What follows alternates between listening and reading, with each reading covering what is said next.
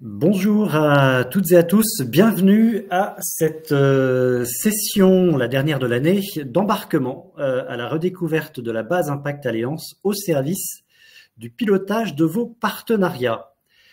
Au menu aujourd'hui, on va avoir 3 temps. Un premier temps pour vous repréciser le contexte et les objectifs vus par chacun des partenaires avec le mode d'emploi. On va passer en revue les actualités marquantes du mois de décembre avant d'écouter notre invité que vous voyez s'afficher à l'écran, Charles-Benoît Hetzig, qui nous parlera plus amplement notamment de territorialisation des transitions et d'évaluation de la valeur écosystémique. Sans plus attendre, je vous invite à justement entendre la vision de Charles-Benoît Hetzig, président fondateur du Rameau. Pourquoi et dans quelle chronologie et avec quel partenaire s'inscrit cette base Impact Alliance? Charles-Benoît, on vous écoute. Bonjour à toutes et à tous. L'étude d'impact des pratiques partenariales en France a clairement démontré que la question n'est plus aujourd'hui faut-il faire alliance, mais comment faire alliance? En 5 ans, nous sommes passés d'un devoir d'alliance à une envie d'agir ensemble. En cela, la France a rejoint la préoccupation du 17e objectif de développement durable, comment faire alliance là où il est impossible de réussir seul. Aujourd'hui, tous les acteurs dans tous les domaines, sur tous les territoires sont concernés. En parallèle de cette étude d'impact entre 2018 et 2022, il était donc essentiel de coélaborer une boussole de l'ODD 17 en pratique. Son objectif, c'est d'aider chacun à se positionner non seulement en fonction de son profil et de ses objectifs, mais aussi en fonction de sa maturité et de ses envies. Facile à dire, beaucoup plus complexe à faire, et vous comprendrez pourquoi il leur a fallu 5 ans pour cheminer ensemble, pour réussir à cet objectif. Il est donc utile d'en retracer le cheminement collectif, parce que c'est bien un travail collectif qui a mobilisé plus de 100 réseaux publics et privés, nationaux et territoriaux pour inventer ensemble cette boussole de l'ODD 17 en pratique. Nous avons commencé ensemble en 2018, en même temps que l'élaboration du questionnaire de l'étude d'impact pour questionner les Français, les élus locaux, les dirigeants d'entreprise et les dirigeants associatifs. Nous avons en même temps animé des ateliers praticiens-chercheurs pour inventorier ce qui existait déjà. En 2019, nous avons à la fois modélisé les pratiques de terrain qui avaient été capitalisées depuis plus d'une décennie, notamment au travers du référentiel évaluation partenariat et du modèle socio-économique, mais nous avons aussi conçu une méthode qui articule cohérence des actions et cohésion des acteurs, de l'agenda 2030 à l'action respective de nos écosystèmes territoriaux, des organisations publiques et privées, et du pouvoir d'agir des personnes. Il était important que chacun se sente concerné dans cette capacité à concrètement, au plus près de là où il est, agir dans le cadre de cet agenda 2030 des objectifs de développement durable qui pose un cap et un cadre commun. En 2020, dans le cadre de la mission ministérielle sur l'accélération des alliances stratégiques entre collectivités territoriales, associations, entreprises, 21 mesures ont été proposées au ministre et validées pour être mises en œuvre. Et dès le 7 mai 2020, le jour même où a été remis le rapport au ministre, la vitrine Alliance et Territoires sur le site association.gouv.fr a été mise en œuvre pour rendre plus lisible et visible ce qui existait déjà. Parce que, bien évidemment, nous ne partons pas d'une feuille blanche, mais au contraire d'une richesse de méthodes, d'exemples, d'outils, de données et de compétences pour le faire. En 2021, nous sommes passés de la connaissance empirique à la compétence avec 3 leviers. Nous avons coélaboré une plateforme de capitalisation partagée, la plateforme odd17.org. Nous avons mis en œuvre le jeudi de l'ODD 17 pour avoir une information hebdomadaire et nous avons conçu avec le ministère de l'Éducation nationale un parcours Alliance et Territoire pour permettre à chacun de faire ses premiers pas dans les nouvelles formes d'alliance. Et en 2022, il était important de mettre en valeur la diversité de ce qui existe déjà en France. C'est tout le sens de la base Impact Alliance. Alors, quelle est cette base et surtout quel est son objectif? Son objectif, c'est de piloter les partenariats au quotidien. Et pour cela, nous avons capté 4 besoins auxquels il fallait impérativement répondre dans un sens cohérent et de pouvoir vraiment avoir un 360. D'abord, le premier besoin quand on pilote des partenariats, c'est être informé régulièrement des actualités, de ce qu'ils font, des outils qui existent pour pouvoir finalement agir au plus près de la réalité du terrain. Le deuxième, c'est pouvoir se situer dans la diversité des exemples inspirants. Et quand je parle d'exemples inspirants, c'est pas simplement les plus matures, ceux qui réussissent le mieux. C'est aussi en toute simplicité ce que chacun peut faire à son juste niveau. Si nous voulons développer et déployer les alliances en France, il ne faut pas montrer que des exemples qui sont exceptionnels et qui ont mis 30 ans à être faits. Il faut montrer ce que chacun d'entre nous peut faire aujourd'hui au quotidien en proximité. C'est bien ce que les 650 exemples, tout profil, dans tous les domaines, à tous les échelons territoriaux de ces exemples inspirants permet de faire. Le troisième étape, la troisième besoin, c'est qu'une fois que on est informé, qu'on peut se situer, c'est de trouver en proximité les contacts. Qui va pouvoir m'aider concrètement sur mon territoire à agir? Et c'est là où le maillage des 350 catalyseurs territoriaux en France, eh bien, nous permet de pouvoir contacter à proximité de là où on est quelqu'un qui a l'habitude d'animer ces relations entre collectivités, associations, entreprises, établissements scolaires, acteurs académiques. Et le quatrième besoin, c'est bien évidemment de pouvoir se projeter et d'avoir des outils de veille et d'analyse des pratiques qui sont absolument essentiels. Et donc, vous comprenez bien que pour avoir ce 4 en 1, il fallait mobiliser des énergies complémentaires. Et c'est là où nous avons été chercher pour chacun de ces besoins des animateurs qui pouvaient nourrir cette base impact. Pour le jeudi de l'ODD 17, c'est l'ODD 17 en pratique, tout le dispositif collectif qui a été créé dans le cadre de la mission ministérielle pour permettre d'avoir un partage de connaissances. Pour les exemples inspirants, bien sûr, c'est l'Observatoire des partenariats. Et je remercie Yann Uniac, son directeur, de pouvoir avoir nourri très largement cette base d'exemples qui, tous les jours, se renforce pour pouvoir montrer que nous sommes tous concernés par cette logique-là. Concernant les catalyseurs territoriaux, je remercie le réseau des 350 catalyseurs territoriaux de nous donner à voir de façon très concrète ce qu'en proximité il se passe et surtout de pouvoir avoir des contacts en proximité pour agir au plus près des territoires. Je rappelle que le territoire, c'est l'intérêt général à portée de main. Si nous ne faisons pas au niveau des territoires, en fait, nous ne pouvons pas développer. Et ce que montre l'étude d'impact, c'est que 66% de l'action, elle est faite au niveau territorial, lorsqu'elle est partenariale à 44% au niveau régional, 19% au niveau national et 7% au niveau international. Il est essentiel de pouvoir avoir des contacts en proximité, pas seulement à Paris, Nantes et Marseille, mais aussi à Lille, Bressuire et Montargis. C'est ce que vous allez trouver dans cette base impact. Et enfin, de pouvoir capitaliser sur cette innovation sociétale, partenariale qui nous concerne tous, eh bien, avec Innovation Sociale qui depuis maintenant 2014 publie tous les trimestres un bulletin de veille extrêmement nourri, il était important d'en garder mémoire et de pouvoir capitaliser plus de 5000 articles qui nous disent comment en France nous sommes en train de vivre concrètement l'ODD 17 en pratique. Alors, pour cela, il fallait copiloter cette démarche collective. Et bien évidemment, en tant que laboratoire de recherche empirique sur la co-construction du bien commun, il revenait au rameau de pouvoir en prendre une forme de leadership, mais jamais seul, jamais seul. Et c'est là où nous avons choisi, bien évidemment, SINDUP pour construire avec nous cette base Impact Alliance. Alors pourquoi avoir choisi SINDUP? D'abord parce que, bien évidemment, toute personne qui s'intéresse à la veille aujourd'hui en France sait que c'est la plateforme digitale sur la veille la plus avancée.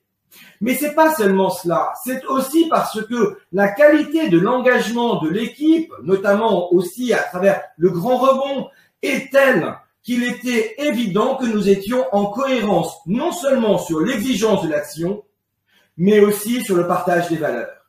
Merci donc, Michael, d'avoir accepté d'être notre partenaire pour co-inventer cette base Impact Alliance qui permet aujourd'hui à chacun, quelle que soit sa maturité, de piloter au quotidien les alliances d'intérêt général. Merci bien, Charles Benoît, donc pour cette mise en perspective très éclairante à la fois du chemin de la temporalité et des dynamiques collectives dans lesquelles s'inscrit cette base Impact Alliance. Écoutons à présent SynDup avec son fondateur Michael Réau nous expliquer pourquoi SynDup s'est associé à ce dispositif. Bonjour à toutes et tous. Alors en effet, comme l'a dit Charles Benoît, SynDup est un éditeur de logiciels. Notre quotidien, c'est d'aider les organisations à structurer leur veille stratégique. Ça consiste à les aider à identifier les informations utiles pour leurs actions du quotidien, pour la prise de décision. C'est aussi bien détecter des signaux faibles que des signaux forts. C'est aussi suivre la multitude de tendances qu'il est essentiel de monitorer quand on a une organisation qui s'adapte à son environnement. Et tout ça permet au final de délivrer des tableaux de bord, des alertes, des newsletters, des portails de veille. Tout ceci de manière personnalisée parce que ce qui fait la force d'une veille stratégique, c'est sa singularité. C'est la capacité à l'adapter aux besoins du quotidien par rapport aux projets qui véritablement sont en cours de réalisation. Et quand on a rencontré le Rameau et notamment à travers son observatoire des partenariats, tout le travail colossal qui a été fait depuis de longue date maintenant, plusieurs années, pour construire cette base Impact Alliance en tant que commun, qui est mis à disposition des organisations et des territoires, et bien, sachant que SynDup s'engage effectivement dans l'atteinte des objectifs du développement durable depuis quelques années, que au quotidien, on accompagne les organisations sur leur veille RSE pour qu'elle soit en transversalité et véritablement une veille de transformation. Bien, c'est assez naturellement et avec même grand plaisir qu'on a mis à disposition la technologie et le savoir-faire dans l'esprit du Faire Alliance, donc l'ODD 17, cher au Rameau, hein, qui est promu par le Rameau activement pour valoriser et faciliter l'accès et l'exploitation finalement de toutes ces ressources très riches qui ont été produites par l'Observatoire. Et donc, la finalité de combiner à la fois cette expertise du Rameau, les bases de connaissances, notre technologie, notre savoir-faire en veille et en gestion de l'information, c'est d'augmenter l'impact de ce travail de fond qui a été réalisé. Et c'est tout le sens du partenariat. D'ailleurs, j'aurais souligné le plaisir pour nous de participer à un dispositif qui est assez exemplaire en termes d'état de l'art, parce que dans la gestion de l'information et des connaissances, trop souvent, la veille n'est pas couplée aux bases de connaissances. Et là, on est bien dans un dispositif qui est circulaire, on est sur de l'information durable, puisque la veille terrain, la veille web réalisée par l'Observatoire des partenariats, par le Rameau et tout son écosystème, viennent nourrir une base de connaissances qui est structurante, qui permet de finalement rendre utile l'information, même plusieurs années après sa création et sa capitalisation. Et c'est ce qui permet de mettre des moyens en œuvre à travers une démarche de veille au quotidien, parce que justement, il y a cette durabilité et cet effort qui est fourni, eh bien, il peut être non seulement démultiplié par un large accès en tant que commun à de nombreux acteurs, mais encore une fois, chaque exemple inspirant peut faire sens, même 5 ans, 10 ans après sa réalisation. Donc, en termes d'état de l'art, pour des experts en veille en information, pour nous, c'est un grand plaisir d'avoir cette combinaison base de connaissances et veille stratégique, en plus de tout le sens, évidemment, du dispositif. Alors maintenant, je suis sûr que vous avez très envie de savoir comment tout ça fonctionne.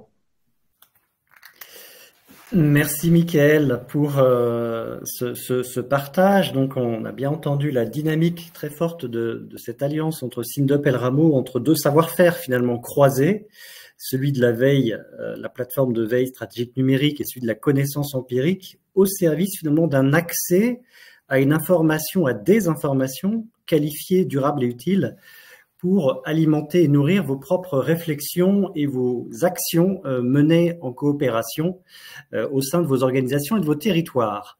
Effectivement, après avoir entendu tout ça, nous avons l'eau à la bouche pour savoir comment fonctionne, comment vous pouvez utiliser dans les meilleures conditions cette base Impact Alliance. Écoutons Adrien Sasso nous en partager le mode d'emploi. Bonjour à tous, je vais vous présenter la navigation dans la base de connaissances Impact Alliance. Vous pouvez retrouver sur la gauche les différents menus avec la page d'accueil et les rubriques que l'on va détailler juste après. Et dans cette page d'accueil, vous retrouvez l'explication des 4 ressources qui sont à votre disposition. Pour commencer, vous retrouvez l'info hebdomadaire des jeudis de l'ODD 17, ensuite des exemples de partenariats inspirants de l'Observatoire des partenariats, puis la cartographie des contacts des catalyseurs territoriaux, et enfin chaque trimestre, vous retrouverez la veille des bulletins de l'innovation sociétale. Je vais commencer par parcourir les exemples de partenariats inspirants en cliquant directement dessus ou en passant sur le menu de gauche. L'idée dans ces exemples de partenariats inspirants, c'est de pouvoir consulter 4 bases, les partenariats associations-entreprises, les pratiques d'engagement, les pratiques de co-construction territoriale et enfin les nouveaux équilibres socio-économiques. À chaque fois, je retrouve des exemples liés à ces thématiques. On va prendre la co-construction territoriale. Chaque tableau de bord est construit de la même façon avec des explications sur les différentes formes ici de co-construction, les différents contenus les plus récents et surtout la capacité de filtrer sur ce qui va nous intéresser, que ce soit par territoire, par typologie ou par acteur lié à ces différents contenus. Prenons un exemple ici, je pars en région Nouvelle-Aquitaine, qui est le territoire qui m'intéresse. Je vais pouvoir cliquer directement sur le mot-clé dans le nuage de mots-clés et accéder à la recherche. Pour affiner mes résultats, sur la droite, j'ai des éléments de filtrage. Je pourrais dire par exemple ici que je m'intéresse plutôt aux collectivités territoriales. Donc je vais cliquer sur cet élément-là, sur ce mot-clé, et ça va me permettre d'affiner encore mes résultats et de trouver les différents contenus. Chaque contenu est identifié grâce à des tags, donc des mots-clés que vous voyez ici. Vous pouvez directement le consulter en cliquant dessus. Pour rechercher du contenu, vous avez aussi la possibilité en haut de rechercher dans tous les contenus disponibles, pas uniquement dans les exemples. Imaginons, je m'intéresse à la mobilité. Je vais taper ici donc dans la barre de recherche universelle tous les contenus qui parlent de mobilité. J'ai les résultats et toujours la partie de droite qui me permet d'affiner mes contenus. Imaginons, je parle plutôt de mobilité durable, c'est le sujet qui va m'intéresser. Eh bien, je peux cliquer ici directement et avoir des contenus qui vont être en lien avec cette recherche. Allons voir maintenant une autre thématique, les jeudis de l'ODD 17. Lorsque je clique dessus, j'accède au tableau de bord. J'ai également la possibilité d'ajouter ce tableau de bord dans mes favoris pour le retrouver tout de suite à gauche ici. Dans ce tableau de bord, vous retrouvez de l'information hebdomadaire, comme son nom l'indique, et vous êtes également en capacité de pouvoir filtrer sur ce qui va vous intéresser. Donc vous retrouvez les différents contenus du plus récent, mais également cette capacité de dire, je vais cliquer sur telle image de mots-clés, par exemple ici, ça m'intéresse aux fiches outils et ça va me permettre de rechercher que les contenus qui parlent de fiches outils. Je continue les catalyseurs territoriaux. Ici, je retrouve en fait l'accessibilité à la base qui regroupe les différents contacts de ces fameux catalyseurs. Donc vous avez toutes les informations pour vous y connecter, identifier mot de passe et le tutoriel pour permettre d'utiliser cet outil. Et pour terminer, la partie bulletin de l'innovation sociétale me permet justement de pouvoir consulter l'ensemble des différentes diffusions, de cliquer du coup dessus pour pouvoir les lire directement en PDF. Merci Adrien pour ce tour d'horizon extrêmement utile pour vous guider dans l'accès aux 4 ressources proposées par cette base. Informations pratiques, exemples inspirants pour vous situer par rapport à vos propres pratiques, contact de catalyseurs territoriaux pour vous accompagner et de la veille qui comprend également la veille économique des TPE, des TP et PME. Alors, passons en revue un très rapide aperçu de l'actualité. Tout d'abord, pour les nouveaux exemples, vous pouvez retrouver de nouvelles illustrations dans le domaine de l'engagement sur le thème Jeunes et territoires 2050 à travers des témoins de l'école de Paris du management, Maison de l'Apprendre et Agence du service civique, et également de nouveaux exemples de modèles socio-économiques avec des études de cas de l'ADASI concernant le colibri et voisins malins. Et une actualité marquante du mois, notamment hier, est celui finalement de la plateforme pilotée d'innovation sociétale. Souvenez-vous, on en avait parlé le mois dernier, c'est une plateforme qui vise à valoriser et développer vos compétences et qui propose en fait une mise en dynamique de novembre à mai avec un lancement chaque mois d'un nouveau module. Cette plateforme a été lancée au Forum national des associations et des fondations, avec notamment le soutien de la JEBVA, de l'Agirc-Arrco, de la Caisse des dépôts, de la Fondation Bettencourt-Schuller et du Fonds ODD17, et s'appuie sur la capitalisation et les travaux du rameau. Et depuis hier après-midi, vous pouvez accéder à ce deuxième module, définir une stratégie durable et inclusive qui vous permet notamment de découvrir la démarche impact et trajectoire et de tester. Il y a un élément en ligne pour voir à quelle trajectoire correspond le mieux finalement là où vous en êtes au sein de votre organisation ou de votre territoire. L'élément d'actualité du mois, c'était également tout le long des jeudis de l'ODD 17 où on en a parlé, vous avez pu découvrir la monographie de Voisin Malin. Vous avez pu également entendre l'interview de Frédéric Decherf, la direction de l'action sociale de la Fédération Agirc-Arrco. Et on s'apprête à vivre ensemble le troisième temps fort, qui est celui de la découverte de la note savoir qualifier sa performance écosystémique. Et pour en parler, j'ai le plaisir d'accueillir Charles Benoît Etzig, président fondateur du Rameau. Bonjour. Alors, vous êtes, le Rameau est dédié aux alliances innovantes multi-acteurs depuis 2006 au service de l'intérêt général sur les territoires.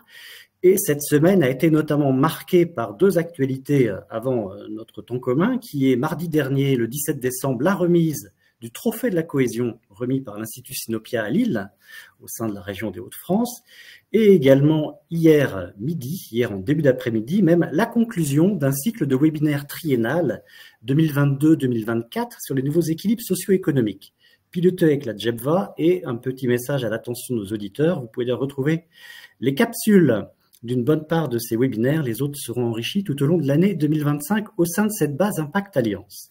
Donc, on est ravis de vous accueillir au sortir de ces événements. Alors, deux questions. La première, qui est la thématique majeure. En 2023, la question de l'engagement des jeunes était au cœur de vos travaux dans le cadre notamment du programme Jeunes et Territoires 2050. En 2024, vos travaux ont eu comme enjeu majeur d'éclairer la territorialisation des transitions. Quels en sont les éléments marquants ?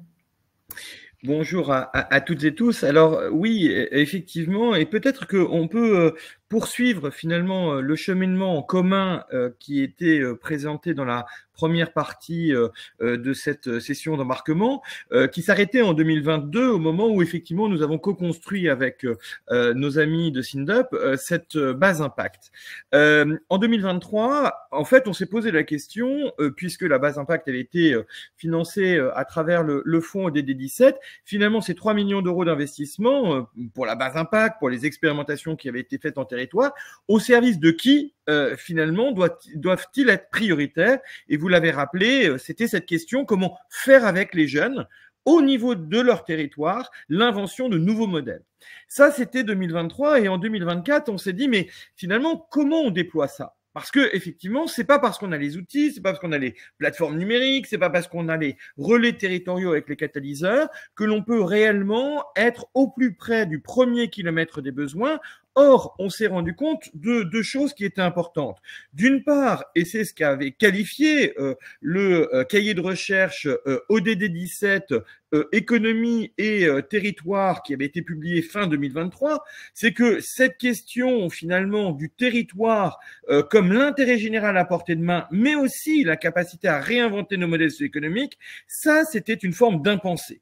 Et le deuxième élément qui était extrêmement important, c'est que les territoires dans les approches stratégiques sont souvent les angles morts. C'est-à-dire, c'est souvent l'approche simplement comment je vais décliner mon domaine d'action sur un territoire sans penser que le territoire lui-même a une diversité de solutions qui lui est proposée et que donc il ne s'agit pas simplement de se poser la question du dernier kilomètre des solutions, mais surtout et peut-être encore plus si on veut être prospectif, du premier kilomètre des besoins, puisque toute organisation qui veut pérenniser son action doit se poser la question, est-ce que je suis encore utile aujourd'hui et encore plus, est-ce que je serai utile demain, sinon je ne suis pas pérenne.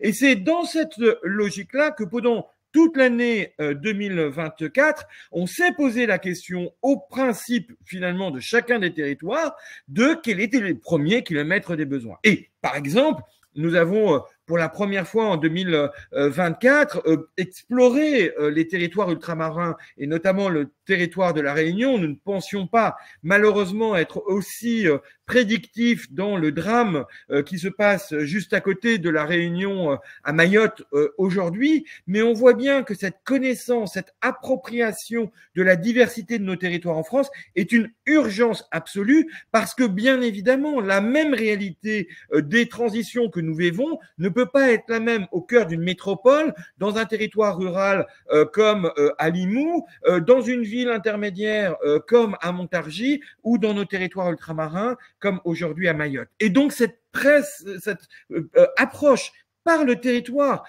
par la transversalité des territoires, est un élément essentiel que l'on retrouve et qui est peut-être le cœur de l'approche de définir sa stratégie à travers cette démarche impact et trajectoire qui nous invite à avoir une vision transversale, donc de réintégrer la dimension territoriale dans nos réflexions stratégiques. Merci pour cet éclairage et merci Amélie d'avoir intégré le lien du module qui vous permet d'accéder non seulement au cahier de recherche économie et territoire, mais aux 3 autres cahiers de recherche publiés avec l'Institut pour la recherche de la Caisse des dépôts. Ma deuxième question porte sur la note décrypter la valeur écosystémique. Elle vient d'être publiée hier. Que pouvez-vous nous en dire ? Alors, un peu comme l'année dernière, le cahier de recherche ODD 17, économie et territoire avait introduit finalement ce cycle 2024 et je rappelle qu'il a été aussi conclu d'un point de vue de recherche par le cahier de recherche ODD 17 quelle trajectoire territoriale qui a été publié avec l'Institut pour la recherche de la Caisse des dépôts pour montrer aussi quelle était la place des acteurs de recherche dans cette territorialisation des transitions. Un peu dans la même logique, nous avons publié hier la note qui va être au cœur de nos débats tout au long de 2025. Et cette note, elle nous pose cette équation suivante. Si nous partons bien de cette logique que chaque organisation, publique ou privée, doit aujourd'hui se projeter à la fois dans les impacts qu'elle souhaite avoir et dans les trajectoires. Et vous découvrirez dans cette méthode définir sa stratégie durable et inclusive, finalement, l'analyse systémique que l'on peut faire des enjeux auxquels nous sommes confrontés jusqu'à la valorisation de chacun de nos actifs en passant par quelle est finalement la description de la proposition de valeur que l'on peut avoir, quelle est la description de la chaîne de valeur que chaque organisation a, et puis au cœur du sujet, quel est son modèle socio-économique, quelle est la pérennisation de son modèle socio-économique. Et nous avons tiré ce fil sur la question de le modèle socio-économique. Pourquoi ? Parce que on voit bien que c'est le cœur de la transformation. C'est-à-dire que finalement, pour arriver à la cible qui est la nôtre, et si on prend comme objectif l'agenda 2030, la question des moyens dont va être disposé, à la fois en termes de richesse humaine, pour conduire les transitions. C'est facile de dire il y a qu'à Faucon, il faut changer, mais concrètement, comment les richesses humaines se saisissent des transformations de modèles qui sont devant nous? Si elles ne sont pas les moteurs de cette transformation, il y a quelque part, on ne peut pas aujourd'hui savoir, c'est pas les outils de gestion qui vont nous dire comment faire. C'est bien dans l'action des femmes et des hommes qui, à travers le développement de leur richesse humaine, vont pouvoir inventer les modèles de demain. Et ça, ce premier levier, il est majeur, il est déterminant, d'où l'émergence de parcours, de valorisation des pratiques et pas simplement de développement des compétences. On développe des compétences quand on sait. Mais quand on ne sait pas encore, il faut valoriser les pratiques émergentes et cette question de comment on valorise les diversités des pratiques qui sont en train de se faire, c'est un élément déterminant, a été développé 3 parcours expérientiels, l'un sur l'innovation territoriale, l'autre sur les modèles socio-économiques et le troisième sur les coopérations, parce que sur ces 3 sujets-là, on ne sait pas encore concrètement comment atterrir, comment les nouveaux modèles vont s'inventer demain. On les invente au quotidien et c'est bien les femmes et les hommes sur le terrain qui les inventent au quotidien.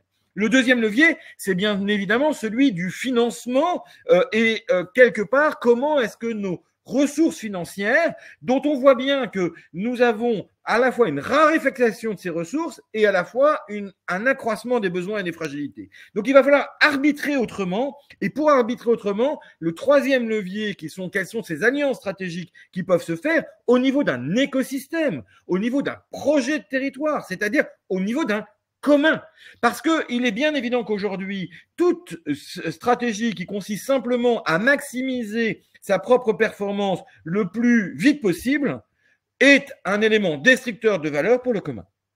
Et donc, quelque part, si on veut réinventer nos modèles, eh bien, il faut comprendre comment chacun d'entre nous s'inscrit dans son écosystème. Et c'est là où nous avons constaté, alors pas d'aujourd'hui, dès 2018, c'était le début d'un échange absolument passionnant avec la Banque de France pour constituer que nous avions un problème en France et cette culture de la dimension économique que nous confondons avec la financiarisation de l'économie, un peu comme si nous confondions la justice et la norme. Eh bien, quelque part, cette question-là nous amène à nous dire, mais finalement, la diversité des modèles socio-économiques ne sont pas connus. Qui connaît aujourd'hui le modèle socio-économique d'une collectivité territoriale? Qui connaît aujourd'hui le modèle socio-économique de l'État? Qui connaît aujourd'hui le modèle socio-économique des services financiers, qui n'a rien à voir avec celui des entreprises, qui n'a rien à voir aussi avec celui des personnes, qui n'a rien à voir avec les acteurs de l'engagement associatif, mais qui n'a non plus rien à voir avec l'enseignement supérieur et de la recherche. Donc, si on ne comprend pas ces 7 modèles et leur articulation, il est absolument impossible d'être dans une pérennisation de nos solutions. N'oublions pas qu'au terme étymologique du terme, au sens propre, l'économie, c'est l'équilibre de la maison. Comment avoir un équilibre dans notre maison, au niveau finalement d'un territoire, de notre nation, au niveau planétaire, si nous ne connaissons pas les acteurs et les modèles des acteurs qui s'interconnectent pour pouvoir sécuriser l'intérêt général. Et ça, c'est un élément totalement déterminant. Et dans la note, nous donnons 4 éclairages qui nous semblent extrêmement importants, c'est-à-dire que nous ne connaissons pas comment fonctionne l'action publique. Par exemple, nous oublions que si l'acteur de la collecte, c'est l'État, principalement, quasiment pour son exclusivité, notamment depuis la suppression des impôts locaux qui se sont progressivement remontés au niveau national, en revanche, c'est l'acteur d'action. 26% de l'endettement public correspond des collectivités territoriales, mais 76% de l'investissement est par les collectivités. Donc on voit bien que l'acteur d'action, si l'acteur de gestion c'est l'État, l'acteur d'action ce sont les collectivités territoriales. Si on ne comprend pas ça, on ne comprend pas comment fonctionne notre modèle français, et notamment que cette action locale, elle est entre 2 éléments. C'est décentralisation et déconcentration, c'est-à-dire effectivement dépendante du modèle de gestion de l'État qui va au plus près des territoires, mais aussi indépendante dans sa capacité d'arbitrer les logiques. Et ça, c'est bien la décentralisation. Et cette dualité-là, personne ne la voit. Alors, on peut parler aussi, deuxième levier, de celui du paritarisme de gestion, l'inconnu.